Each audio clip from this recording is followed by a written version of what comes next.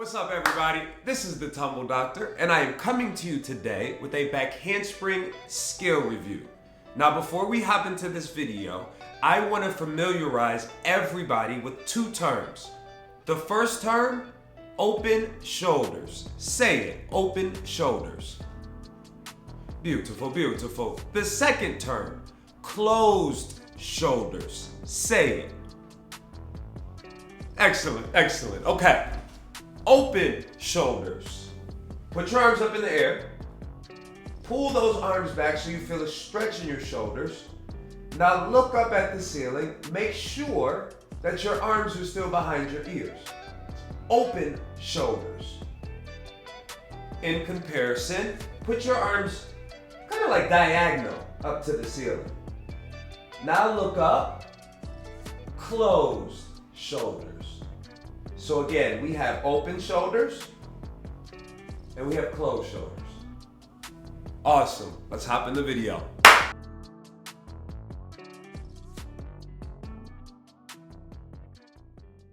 All right, so we're gonna start this video with the young lady on the left and the old man there on the right. First thing that I would recommend, as you swing down, see how you take this step right there with that right foot. I don't want you stepping as you go into your back handspring backwards or off to the side. I want you to start with your feet together. So that's the first part. Now, as we go back into this back handspring, we start to get to the point where we're talking about open shoulders versus closed shoulders. So you can see here, as both of us swing our arms up, you'll notice with my shoulders, I'm opening. Whereas my girl on the left here, her shoulders are closed. I like to tell people you should see your arms disappear before your head goes back. So for my girl here, you can see her eyes are looking up. She can no longer see her arms. As we continue going back here, you'll see that my arms disappear from my view, and then I tip my head back, which allows me to open my shoulders and cover my ears. See how my ears are covered? Whereas because her head is going in front of her arms, her ears are exposed. So this is closed shoulders versus open shoulders.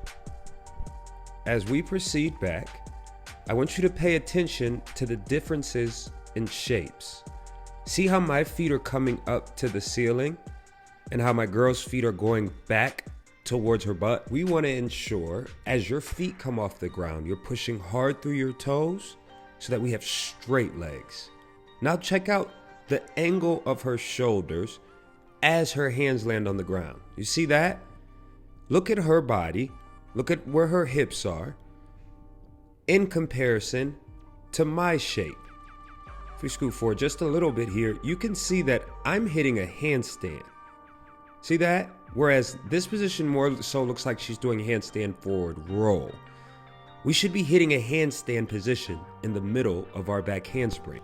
That will allow us to have a long back handspring. Always remember, a long back handspring is a strong back handspring. So see the distance between my hands and feet there? Whereas if we shift this over just a little bit, see the pike down that's happening with my girl? See her distance between her hands and feet? We want to make our back handsprings nice and long. Ideally, your back handspring is as long, if not longer, than you are tall. I'm a visual person, so I like different angles. Again, we're going to watch the step as we go back. We're going to open our shoulders. We're not going to close our shoulders and put our head back. We're going to keep our head in and open our shoulders. You can see the difference there, right?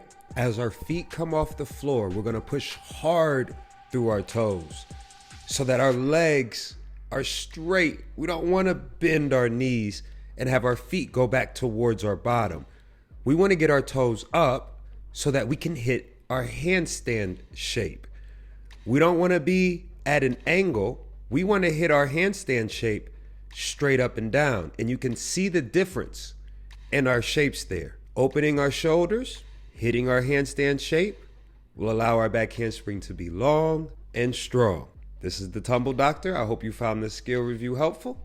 Y'all know what time it is. Let us eat.